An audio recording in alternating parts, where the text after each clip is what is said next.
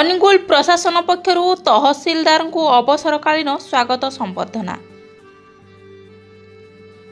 अनुगुल जिला आठमल्लिक उपखंडर आठमल्लिक तहसीलदार श्याम सुंदर साहू को आज हेउची अवसरकालीन दिन। आज दिन में जिला मुख्यालय सभाकक्ष में जिलापाल अब्दुल एम अख्तर, एडीएम राजस्व शरचंद्र महापात्र, एडीएम साधारण प्रताप प्रतिमय, सीडीओ कम ईओ हेमंत कुमार सिंह, अतिरिक्त आरक्षी अधीक्षक अनिल बेउरा, अनुगुल उपजिलापाल बरनेन्दु महांती, आठमल्लिक उपजिलापाल डॉक्टर जितेंद्र कुमार पात्र, तालचेर उपजिलापाल मनोज कुमार त्रिपाठी, पालहड़ा उपजिलापाल सुशांत कुमार पति समेत जिलार समस्त कर्मचारी उपस्थित अनुगुल प्रशासन पक्षरु आठमल्लिक तहसीलदार श्याम सुंदर साहू को उत्तरीय सहित पुष्पगुच्छ दे विदायकालीन संबर्धना जणाइथिबा देखिବାକୁ मिलिछि।